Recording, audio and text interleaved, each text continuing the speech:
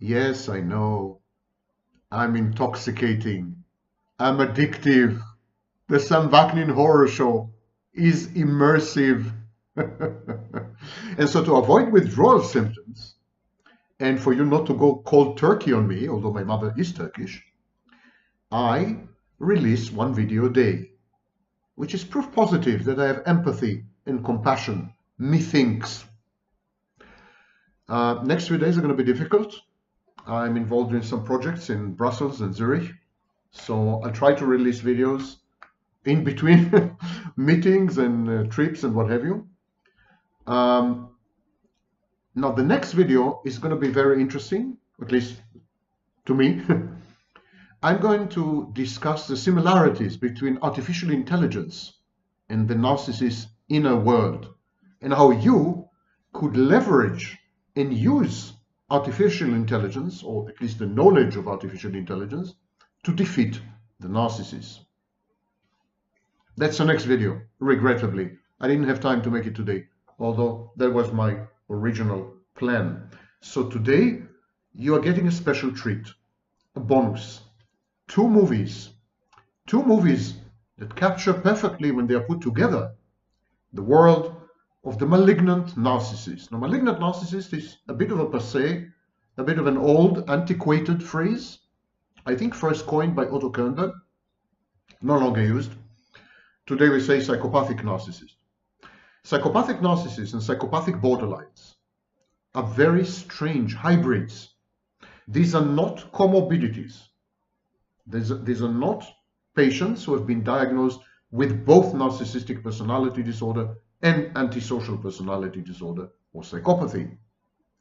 These are not patients who have been diagnosed with both borderline personality disorder and antisocial personality disorder or psychopathy. These are not comorbidities.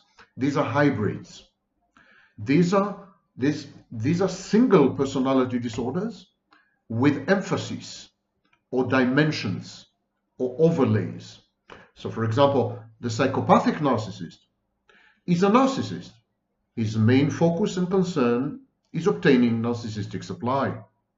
But he uses psychopathic tactics, strategies, and he has a psychopathic mindset, defiance, recklessness, contumaciousness, impulsivity, and so on and so forth. So when he pursues, in the pursuit of narcissistic supply, the psychopathic narcissist is a psychopath. He resembles a psychopath. But unlike the psychopath, he is interested only in narcissistic supply, whereas the classical primary psychopath is interested in a variety of goals: money, sex, access, luxury, etc., etc.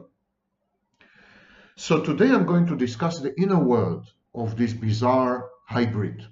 Now, admittedly, the psychopathic borderline is even more bizarre.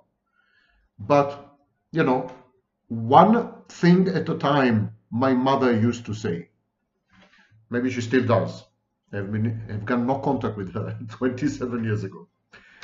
Okay, יפיופים ויפיופות. Look it up. My name is Sam Vaknin. I'm the author of Malignant Self-Love, Narcissism Revisited. I'm a former visiting professor of psychology in, believe it or not, Rostov-on-Don in the Russian Federation. And I'm still on the faculty of CIAPS, the Commonwealth for International Advanced Professional Studies, have been on the faculty for 12 years or more. And it's an establishment with a presence in Cambridge, United Kingdom, Toronto, Canada, and an outreach program in Lagos, Nigeria. Enough with the self-praise and narcissistic self-supply. Let's get straight into the world of the talented Mr. Ripley. And those of you who haven't watched these two films, Talented Mr. Ripley, The Truman Show, drop everything you're doing right now. Even if you have a baby in your hands, drop it and go and watch these two absolutely masterpieces. Now, in the future, I'm going to release additional film reviews which kind of are integrated with insights concerning cluster B personality disorders. But we start with these two because they're best suited to describe, on the one hand, the psychopathic aspect or dimension of the psychopathic narcissist, and on the other hand, the fantasy world of the psychopathic narcissist. the fact that he is absolutely divorced from reality. And what does it mean? How does it, for example, diminish his personal responsibility? Is it an insanity defense? Or is he capable of telling the difference between fantasy and reality? Is he lying or confabulating? Is he gaslighting? And if he does, and he gaslights himself as well, is this gaslighting? All these questions we're going to tackle through the prism of these two movies, masterpieces. Okay, we start with the talented Mr. Ripley. The talented Mr. Ripley is a Hitchcock and blood-curdling study of the psychopath and of his victims, because his victims are sometimes even more creepy and freakish and eerie than the psychopath himself. At the center of this masterpiece, set in the exquisitely decadent scapes of Italy, is, I don't know what's happening with Italy lately, it keeps cropping up in all my videos. There is a titanic encounter between Ripley, the aforementioned eponymous psychopath protagonist, and young Greenleaf, a consummate narcissist. So this is a war, a battle between a psychopath and a narcissist. Greenleaf is in effect a covert narcissist, and Ripley is a psychopath, but he is also narcissistic. Ripley is a cartoonishly poor young adult whose overriding desire is to belong to a higher, or at least richer, social class. While he, and that's the locus of his grandiosity, that's what makes him a narcissist as well. While he waits upon the subjects of his not-so-hidden desires, he receives an offer that he cannot refuse, to travel to Italy to retrieve the spoiled and hedonistic son of a shipbuilding magnate, Greenleaf Sr. Ripley embarks upon a study of Junior's biography, personality, likes, and hobbies. Yes, he's planning to steal his life. Watch yesterday's video. In a chillingly detailed process, Ripley actually assumes young Greenleaf's identity. Disembarking from a luxurious Cunard liner in his destination, Italy, Ripley confesses to a gullible textile heiress that he is the young Greenleaf traveling incognito. Here, the deception starts. And so, gradually and subtly, we're introduced to the two overriding themes of antisocial personality disorder, still labeled by many professional authorities psychopathy and even sociopathy. The two themes are an overwhelming dysphoria. Yes, psychopaths are anxious, and many of them are dysphoric. And an even more overweening drive to assuage this angst by belonging somewhere. The psychopath wishes to belong. Ironically, many of the acts of psychopaths are intended to make them acceptable to a reference group or a reference frame, render them members. The psychopath is an unhappy person. He is besieged by recurrent depressive and bouts and anxiety attacks, hypochondriasis, and an overpowering sense of alienation and drift. He is bored with his own life. He is permeated by a seething and explosive envy, malicious envy, of the lucky, the mighty, the clever, the have-it-alls, the know-it-alls, the handsome, the happy. In short, his opposites and betters. This kind of psychopath feels discriminated against and dealt a poor hand in the great poker game called life. He is driven obsessively to right these perceived wrongs and feels entirely justified in adopting whatever means he deems necessary in pursuing this goal. Ripley's reality testing is maintained throughout the film. In other words, while he gradually merges with the object of his admiring emulation, the young Greenleaf, while he gradually becomes the young Greenleaf, Ripley can always tell the difference between himself and the young Greenleaf. After he kills Greenleaf in self-defense, he assumes Greenleaf's name.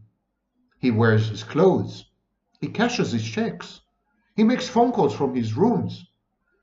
But he also murders, or tries to murder, those who suspect the truth.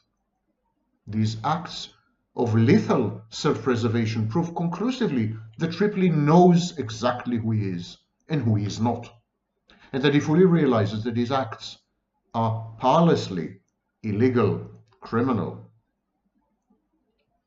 Conspiracy with others to assume someone's life, to destroy someone, that's a criminal act, a very serious one. Young Greenleaf is young, captivating, energetic, infinitely charming, breathtakingly handsome, and deceivingly emotional. He lacks real talents. He knows how to play only 6 jazz tunes. He cannot make up his musical mind between his faithful sax and a newly alluring drum kit. And being an aspiring writer, he cannot even spell. These shortcomings and discrepancies are tucked, swept under the rug of a glittering facade of nonchalance. Greenleaf is refreshingly spontaneous, an experimental spirit. He has unrepressed sexuality and unrestrained adventurism. But Greenleaf Jr. is a garden variety narcissist, covert narcissist probably. He cheats on his lovely and loving girlfriend, Marge. He refuses to lend money, of which he seems to have an unlimited supply, courtesy his ever more disenchanted father. He refuses to lend money to a girl that he has impregnated. And then she commits suicide. And he blames the primitiveness of the emergency services. He sulks, he kicks his precious record player. And in the midst of this infantile temper tantrum, the rudiments of a conscience are visible. He evidently feels guilty, at least for a while, which renders him a covert narcissist. Greenleaf Jr. falls in and out of love and friendship in a predictable, pendulous rhythm. He idealizes his bores, his lovers, and then he devalues them. He finds them to be the quiddity of fascination one moment and the distilled essence of boredom the next. And he is not shy about expressing his distaste and disillusionment and disenchantment. He is savagely cruel, as he calls Ripley a leech who has taken over his life and his possessions, having previously invited him to do so in uncertain terms. Greenleaf says that he is relieved to see Ripley go, and he cancels offhandedly elaborate plans they've made together. Greenleaf Jr. maintains a poor record of keeping promises generally, and a rich record of violence, as we discover towards the end of this suspenseful, taut yarn. What about Ripley? Ripley himself lacks an identity. He is a binary automaton, robot, driven by a set of 2 instructions: become someone and overcome resistance. Ripley feels like a nobody, and his overriding ambition is to be a somebody, even if he has to fake it, to steal it, and to steal an identity, to steal a life, to steal someone's ideas, to steal someone's work, to steal someone's girlfriends, to steal someone's property, to steal someone's ambience, someone's father. So whatever it takes, he has to become someone. And if he cannot become himself because there's nobody there, he might as well become someone else. He might as well take over, a hostile takeover of someone else. His only talents, he openly admits, are to fake both personalities and papers, to imitate, the art of mimicry. Ripley is a predator, and he hunts for congruence, cohesion, and meaning. He's in constant search of a family. Greenleaf Jr., he declares festively, is the older brother he has never had. Together with a long-suffering fiancée in waiting, Marge, they are a family. Hasn't Greenleaf Sr. actually adopted him? He says. And this identity disturbance, which is at the psychodynamic root of both pathological narcissism and rapacious psychopathy, borderline, this identity disturbance is all-pervasive. Both Ripley and Greenleaf Jr. are not sure who they are. They're not even sure that they are. Ripley wants to be Greenleaf Jr. not because of the latter's admirable personality, but because of his money. Greenleaf Jr. cultivates a false self of a jazz giant in the making and the author of the great American novel, but he is neither, and he bitterly knows this. Even their sexual identity is not fully formed. Ripley is at once homoerotic, autoerotic, and heteroerotic. He is a succession of homosexual lovers, though apparently only platonic ones. And yet he is attracted to women. He falls desperately in love with Greenleaf's false self, and it is the revelation of the latter's dilapidated true self that leads to the atavistically bloody scene in the boat. But Ripley is a different and more ominous beast altogether. Ripley rambles on about the metaphorical dark chamber of his secrets, the key which he wishes to share with his loved ones. But this act of sharing, which, by the way, never materializes, is intended merely to alleviate the constant pressure of the hot pursuit that he is subjected to by the police and others. Ripley disposes with equal equanimity of both loved ones and the occasional prying acquaintance. At least twice, Ripley utters words of love as he actually strangles his newfound inamorato and tries to slash an old and rekindled flame. Love and death go hand in hand. Ripley hesitates not a split second when confronted with an offer to betray Greenleaf Sr., his nominal employer and benefactor, and abscond with his money. Ripley falsifies signatures with ease. He makes eye contact convincingly. He flashes the most heart-rending smile when he is embarrassed or endangered. He's a cutie pie. Ripley is a caricature of the American dream. He's ambitious, driven, winsome, well-versed in the mantras of the bourgeoisie. But beneath this thin veneer of hard-learned, self-conscious and uneasy civility lurks a beast of prey, best characterized actually by the Diagnostic and Statistical Manual. I'm quoting, "A failure to conform to social norms with respect to lawful behavior, deceitfulness as indicated by repeated lying, use of aliases or conning others to personal profit or pleasure, impulsivity or failure to plan ahead, reckless disregard for safety of self or others, and above all, a lack of remorse." That is Ripley. But perhaps the most intriguing portraits are those of the victims, actually. Marge insists, in the face of the most callous and abusive behavior, that there is something tender in Greenleaf Jr. When she confronts the beguiling monster, Ripley, she encounters the fate of all victims of psychopaths: disbelief, pity, ridicule. The truth is too horrible to contemplate, let alone comprehend. Psychopaths are inhuman in the most profound sense of this word. Their emotions and conscience have been amputated and replaced by phantom imitations, however convincing. Psychopaths more often than not go on to great success and social acceptance, while their detractors are relegated to the fringes of society. Both Meredith and Peter, who had the misfortune of falling in deep, unrequited love with Ripley, both of them are punished. One by losing his life, the other by losing Ripley time and again, mysteriously, capriciously, cruelly. And so ultimately the film is an intricate study of the pernicious ways of psychopathology. Mental disorder is a venom not confined to its source.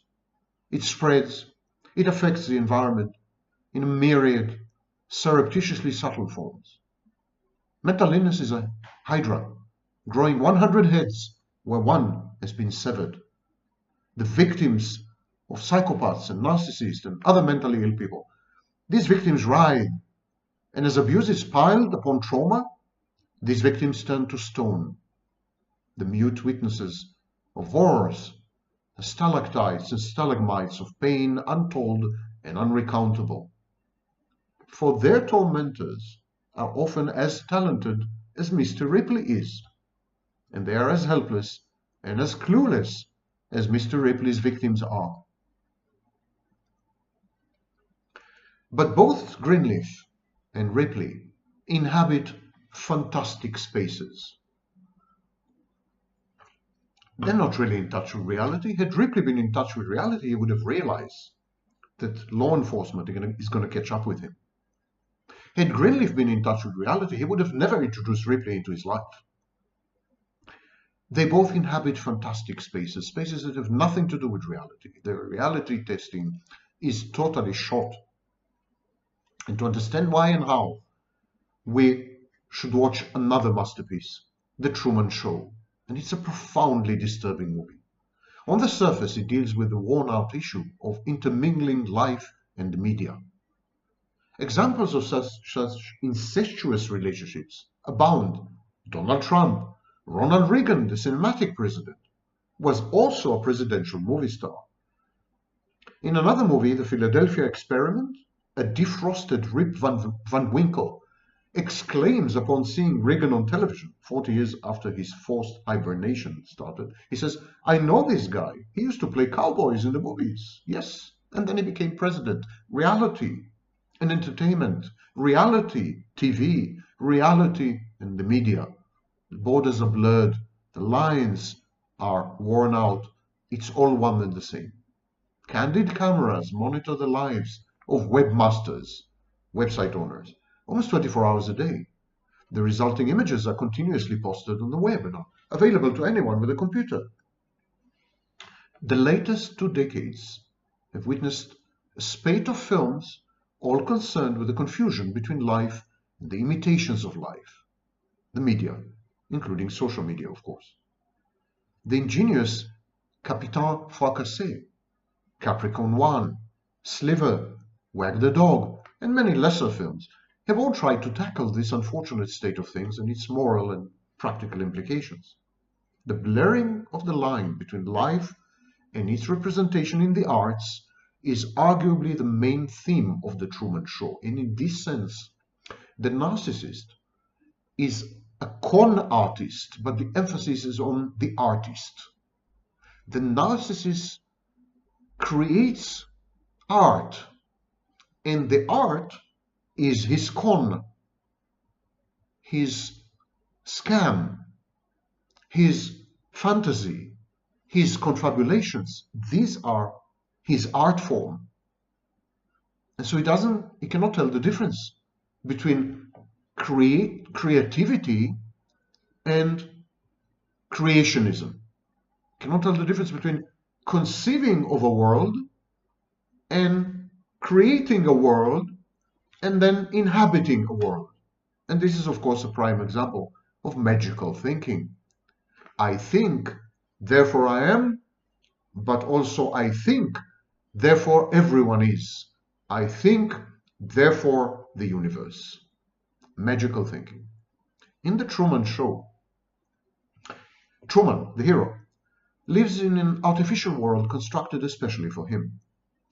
Truman was born and raised in that world. He knows no other place. The people around him, unbeknownst to him, they're all actors. His life is monitored by 5,000 cameras and broadcast live to the world 24 hours a day, every day. He is spontaneous and he is funny because he is unaware of the monstrosity of which he is the main cogwheel.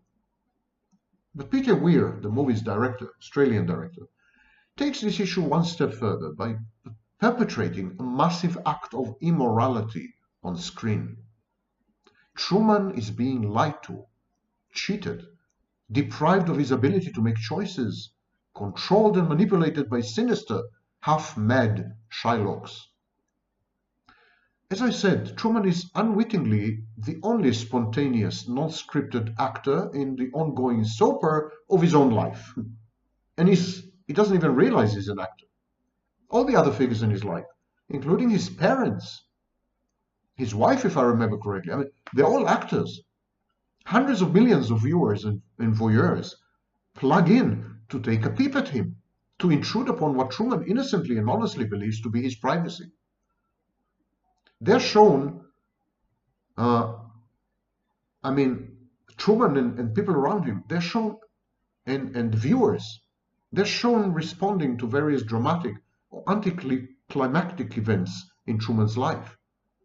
It's like they've all become one giant organism with hundreds of millions of heads, responding, undulating, fluctuating with Truman's existence. That we are the moral equivalent of these viewers, voyeurs, accomplices to the same crimes, comes as a shocking realization to us, because we are watching the movie. Truman is in the movie. We are part of these viewers. We are amongst them in this community of voyeurs. Truman is acting for us. And they say, well, yeah, but Truman, the actor who is playing Truman knows that he's an actor. Yes, but we are still watching him play an innocent victim. It's pornography. We are watching victimhood and enjoying every minute of it, savoring it. So we are live viewers and they are celluloid viewers. We both enjoy Truman's inadvertent, non-consenting exhibitionism. We know the truth about Truman, and so do they, these viewers on the screen. Of course, we are in a privileged moral position because we know that it is a movie and they know it is a piece of raw life that they are watching. But moviegoers throughout Hollywood's history have willingly and insatiably participated in numerous Truman shows. Celebrities and movie stars live in glass cages. They're constantly monitored and supervised and besieged by hundreds of millions of voyeurs. The lives really concocted of studio stars were brutally exploited and incorporated in their films. John Harlow, Barbara Stanwyck, James Cagney, all were forced to spill their guts in cathartic acts of on-camera repentance and not so symbolic humiliation. Truman shows that's the most common phenomenon in the movie industry. Then there is a question of the director of the movie as God, and of God as the director of a movie, and of the narcissist as God and the director of a movie. The members of the director's team, technical and non-technical alike, they obey Christoph, the director, almost blindly. They suspend their better moral judgment. They succumb to his whims and to the brutal and vulgar aspects of his pervasive dishonesty and sadism. The torturer loves his victim because they gratify him. These victims define him and infuse his life with meaning and pleasure. Caught in a narrative, the movie says, people act immorally, and that's the famous Milgram experiment. And that's what the narcissist does to you, and to his victims, and to his intimate partners, and to his friends, to everyone around him. He creates a Truman Show. He directs it callously, cruelly, ruthlessly, and relentlessly. And everyone is drawn in. Everyone is drawn in because they want to please the narcissist, or because the fantasy looks so much better than reality. Infamous psychological experiments support this assertion. Students were led to administer what they thought were deadly electric shocks to their colleagues, or to treat them bestially in simulated prisons. And they obeyed orders. And so did all the hideous genocidal criminals in history. The director Weir asks, should God be allowed to be immoral, or should he be bound by morality and ethics? Should the decisions of God and his actions be constrained by an overriding code of right and wrong? Should we obey his commandments blindly, or should we exercise judgment and discernment? And if we do exercise judgment and discernment, are we then being immoral because God and the director Christoph They know more about the world, about us, about the viewers, about Truman. They know better, they're omnipotent and omniscient, and so shouldn't we obey them blindly, unthinkingly? Is the exercise of judgment, is a pursuit of discernment, are these the usurpation of divine powers and attributes? Is it a narcissistic act? Isn't this act of rebelliousness bound to lead us down the path of apocalypse and narcissistic gratification, whichever comes first and whichever is worse? In short, shouldn't Christoph, the director, be given a totally free hand? Because he has the full view and the panoramic picture and the synoptic knowledge. This is an argument of religious people. When you tell them, why does God allow evil? They say, well, he knows better. Here's the big picture. We don't. It's a narcissist response. I know better than you. I'm omniscient. I'm godlike. I'm not a detailed thinker. I'm a big picture thinker. It all boils down to the question of free choice, of course, and free will, versus the benevolent determinism imposed by an omniscient and omnipotent being, such as a narcissist. What is better? To have the choice and to be damned, almost inevitably, as in the biblical narrative of the Garden of Eden, or to succumb to the superior wisdom of a supreme being, like a narcissist on YouTube? A choice always involves a dilemma. It is the conflict between two equivalent and equipotent states, two weighty decisions whose outcomes are equally desirable, and two identically preferable courses of action. What to do? The narcissist places you in a fantasy and then forces on you a dilemma. And the dilemma is such that it seems as if you should surrender to the narcissist infinitely more advanced wisdom. Because he is the designer and the creator of this fantasy that you now reside in and inhabit, after all, isn't he? Shouldn't he be relegated to the role of a god, a divinity, where there is no such equivalence between options? There is no choice, merely the preordained, given full knowledge exercise of a preference or an inclination. Bees don't choose to make honey. A football fan does not choose to watch a football game. He is motivated by a clear inequality between the choices that he faces. If he has a choice between reading a book or watching a football game, a football fan would watch a football game. It's predetermined. Although he thinks he's exercising free will, it's nonsense. He's built this way. His propensity, his proclivity, it's stronger than him. But the narcissist constructs an alternative universe, a virtual reality, where there are always such dilemmas, where one horn of the dilemma is infinitely more attractive than the other. For example, if you obey the narcissist, he compliments you, he idealizes you, he worships you, he love bombs you, etc. But if you dare to disobey, if you dare to disagree, if you dare to criticize, you know what's coming. It's a no-brainer. Of course you would prefer to obey the narcissist and to succumb to his whims and wishes and expectations. So the problem with the narcissist is that he creates environments which are asymmetrical. Let's take again the example of the football fan. He has to choose whether to watch a football game. But he's motivated by a clear inequality between the choices that he faces. He can read a book or he can watch the game. His decision is clear and predetermined by his predilection and by the inevitable and invariable implementation of the principle of pleasure. There is no real choice here. It's all rather automatic. But compare this to the choice that some victims had to make between two of their children in the face of Nazi brutality. You're a mother and you have to choose which of your children will die. That's a choice. That's a dilemma. Choices are horrible. Decisions are tormenting.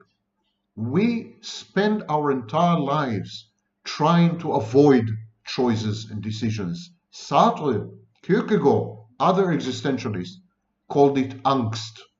The freedom to choose creates anxiety, existential anxiety.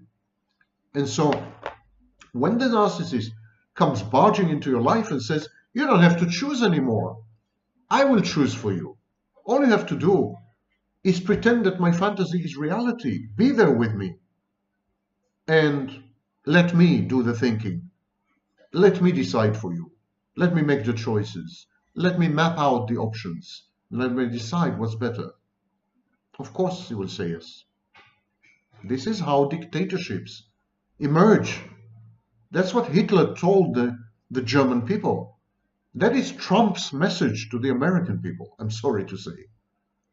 Not that I'm comparing, of course. So that's what dictators do. That's what authoritarian figures do. They say, I'm going to relieve you of the burden of having to choose.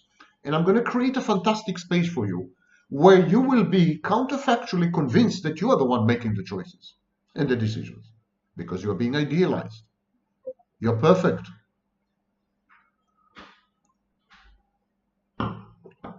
Which child should such a mother sentence to death? Which child should such a mother sentence to life? That's a choice. That's a decision. But who wants to face something like this? This is a real choice. It involves conflicting emotions of equal strength. One must not confuse decisions, opportunities, and choice. Decisions are the mere selection of courses of action. And this selection can be the result of a choice or the result of a tendency. Conscious tendency, unconscious, biological, genetic, hereditary, you name it. It's not the same as opportunities. Opportunities are current states of the world which allow for a decision to be made and to affect the future state of the world. And choices are they are our conscious experiences of moral or other dilemmas. Let's go back to Christoph, the narcissistic film director in The Truman Show. Christoph finds it strange that Truman, having discovered the truth, insists upon his right to make choices, upon his right to experience dilemmas. As far as the director Christoph is concerned, dilemmas are painful. They are unnecessary, they're destructive, they're disruptive. Who in his right mind would want to be exposed to dilemmas and choices and decisions when his life is perfect in the fantasy? His utopian world, the one he constructed for Truman, this utopian world is choice-free and dilemma-free, but this is what makes it utopian. That's why it's perfect. The narcissist fantasy is perfection, is paradise reconstructed. Truman is programmed, not in the sense that his spontaneity is extinguished. Truman is wrong when in one of the scenes he keeps shouting, "Be careful, I'm spontaneous."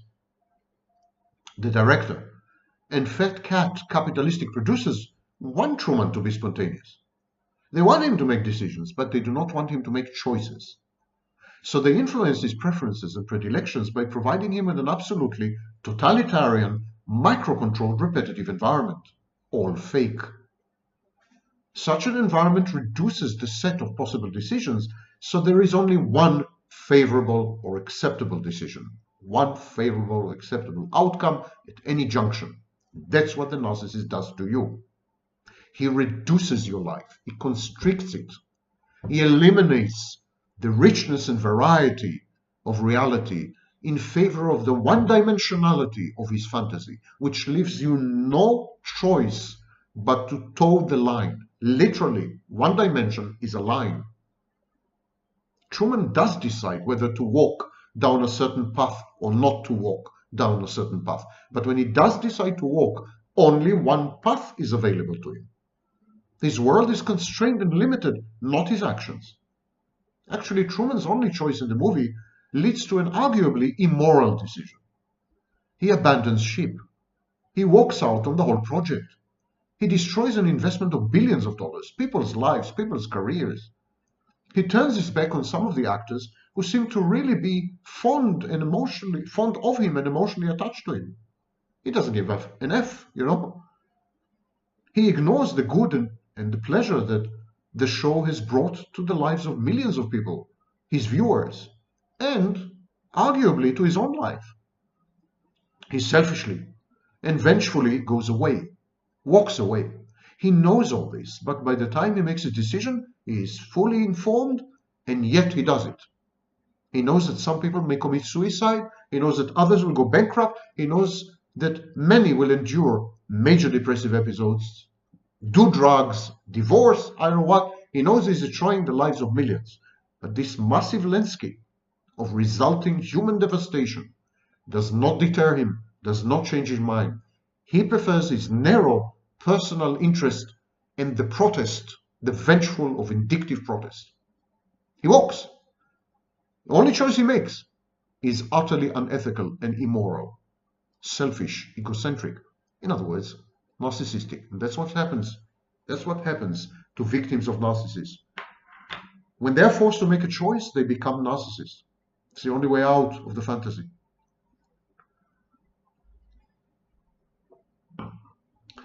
In Truman's defense, he did not ask or choose to be put in this position. He found himself responsible for all these people without being consulted, without having been consulted. There was no consent involved, no act of choice. How can anyone be responsible for the well-being and lives of other people if he did not choose to be so responsible? Moreover, Truman had the perfect moral right to think that these people wronged him. Are we morally responsible and accountable for the well-being and lives of those who abuse us, wrong us, torture us, humiliate us, shame us, attack us, undermine our lives, take away everything we have?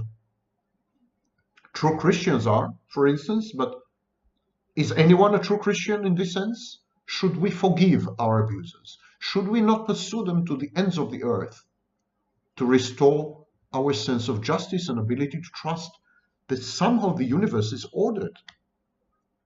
Moreover, most of us, most of the time, find ourselves in situations which we did not help to mold but with our decisions. We are unwillingly cast into the world. No one asked us. We do not provide prior consent to being born. This fundamental decision is made for us, is forced on us, forced upon us. And this is the most important decision in our lives, to have a life, to be born. And this pattern of being objectified and instrumentalized and weaponized sometimes, this pattern persists throughout our childhood and adolescence. Decisions are made elsewhere by other people, and these decisions influence our lives profoundly and irreversibly and, lifespan long. As adults, we are the objects, often the victims of the decisions of, corrupt politicians, mad scientists, megalomaniacal media barons, gung-ho generals, demented artists, and run-of-the-mill plain abusers, not to mention criminals. This world is not of our making, and our ability to shape and influence it is very limited. This ability is illusory. It's not true. It's not real. It's a lie, self-deception. Democracy, in this sense, is the greatest lie of all. It gives us the illusion of control, but, we live in our own Truman Show. Does this mean that we are not morally responsible for others? No. But it does mean that we easily fall prey to anyone who prefers a fantasy more sparkling, more colorful, more enticing than we are able to conjure. We're invited by the narcissist to his fantasy, which is always superior, because narcissism is a fantasy defense gone awry. We can never match the narcissist's fantasy for detail, complexity, and attractiveness. We are morally responsible, even if we did not choose the circumstances and the parameters and the characteristics of the universe or the fantasy that we inhabit. That much is true. But we've been lured. Victims are lured into the narcissist's fantasy. It's his lair, his bluebird. That's the cave. The Swedish Count Wallenberg imperiled, endangered his life, and lost it, by the way, smuggling hunter Jews out of Nazi-occupied Europe. He did not choose or help to shape Nazi Europe. It was a brainchild of the deranged director Adolf Hitler. Having found himself as an unwilling participant in Hitler's fantasy horror show, Wallenberg did not turn his back. He did not opt out. He did not escape. He did not ignore. He did not pretend. Wallenberg remained within the bloody and horrific set, immersed in the deadly, lethal fantasy of Adolf Hitler, and he did his best. Wallenberg did his best. Truman should have done the same. Jesus said that we should love our enemies, and we should have loved his. He should have felt and acted with responsibility towards his fellow human beings, even towards those who wronged him greatly. But is this demand human? Can we really expect it from people? Or is this setting people up for failure, a typical narcissistic ploy? When a narcissist tells you should forgive me, you have made the decision. It was your choice. Is he right? Maybe it's an inhuman demand, such forgiveness and magnanimity. They're the reserve of God. None of us is a God except a narcissist, of course. The fact that Truman's tormentors did not see themselves as such and believed that they were acting in Truman's best interest and that they were catering to his every need, this does not absolve them from their crimes. The Truman Show is a mega crime. The narcissist fantasy is an enormous crime. Truman should have maintained a fine balance between his responsibility to the show, its creators and its viewers, and his natural drive to get back at his tormentors. The source of the dilemma which led to his act of choosing to opt out, the source of the dilemma is that the two groups overlap. His tormentors were also the instigators and were also the people he felt responsible for. And that's what the narcissist does to you. With his childlike demeanor and vibe, he makes you feel that you're responsible for his well-being, for his happiness. It's a maternal thing or parental reflex, the wish to protect the narcissist from pain and punishment. Truman found himself in the impossible position of being the sole guarantor of the well-being and lives of his very tormentors. And that is never an acceptable position. Never agree to be the custodian or the guarantor of anyone else's emotions, well-being, safety, or anything else. We're all adults. We are all adults, yes, including the narcissist, who persists and insists that he is not. To put the question in sharper relief, are we morally obliged to save the life and livelihood of someone who greatly wronged us? His emotions, his future, or is vengeance justified in such a case? A very problematic figure in this respect is that of Truman's best and childhood friend. They grew up together, they shared secrets, emotions, and adventures, and yet this so-called friend lies to Truman constantly and under the director's instructions. Everything he says is part of a script. It's not true, not authentic. It is this disinformation that convinces us that he is not Truman's true friend. He's a fake friend, a snake in the grass. A real friend is expected above all to provide us with full and true information and thereby to enhance our ability to choose, to make choices, bound by reality and founded on it. Truman's true love in the show tried to do that. She paid the price. She was ousted from the show. But she tried to provide Truman with a choice. It is not sufficient to say the right things and make the right moves and noises. Inner drive and motivation are required. The willingness to take risks, such as the risk of providing Truman with full information about his condition, about his true condition. All the actors who played Truman's parents, loving wife, friends, colleagues, they miserably failed on this score. They were not true to him. They were not authentic.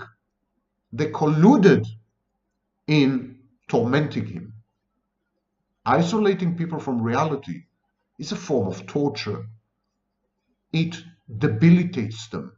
It disables them. Invalids are isolated from reality. The narcissist invalidates you and then disables you by isolating you from truth, reality, and other people. It is in this mimicry that the philosophical key to the whole movie rests. A utopia cannot be faked. Captain Nemo's utopian underwater city was a real utopia because everyone knew everything about it. Everyone was fully informed, informed consent. People were given a choice, though an irreversible and irrevocable choice. Nemo gave them a choice, and they chose to become lifetime members of the reclusive captain's colony and to abide by its overly rational rules. This was their choice. The utopia came closest to extinction when a group of stray survivors of a maritime accident were imprisoned in the utopia against their expressed will. It was not their choice. In the absence of a choice, no utopia can survive or exist. In the absence of full, timely, and accurate information, no choice can exist.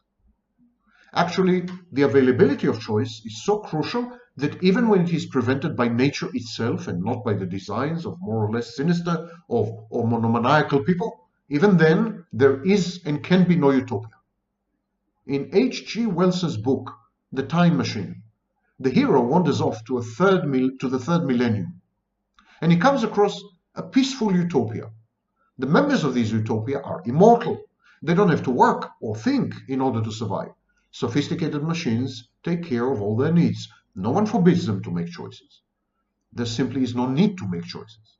So the utopia is fake, and indeed it ends badly, simply because people were not required to make choices and therefore didn't bother to find out the full and true information. The narcissist puts you in this condition. Don't inquire, don't ask questions, don't learn the truth, don't explore, don't challenge, don't criticize, don't disagree, don't pursue truth and reality. Close your eyes, fall back, I will catch you, trust me. Trust me. Trust me to take over your mind, to snatch it, to hijack it, to become your mind. Outsource yourself to me. Disappear, vanish, enmesh, fuse, merge. Let me regress you to the time when you were one with your mother, the symbiotic phase. And finally, the Truman Show encapsulates the most virulent attack on capitalism in a long time. Greedy, thoughtless money machines in the form of billionaire tycoon producers exploit Truman's life shamelessly and remorselessly in the ugliest display of human vice possible. The director indulges in his control mania. The producers indulge in their monetary obsession. The viewers on both sides of a silver screen, yes, we too, indulge in voyeurism. The actors vie and compete in the compulsive activity of furthering their petty careers. It is a repulsive canvas of a disintegrating, selfish world, atomized. Perhaps Christoph is right after all, when he warns Truman about the true nature of the world out there. But Truman makes his choice. He chooses the exit door which leads to the outer darkness, or the false sunlight, the utopia that he leaves behind. And so should all victims of narcissistic abuse who find themselves embedded in the narcissist's shared fantasy in Mr. Ripley's Truman Show.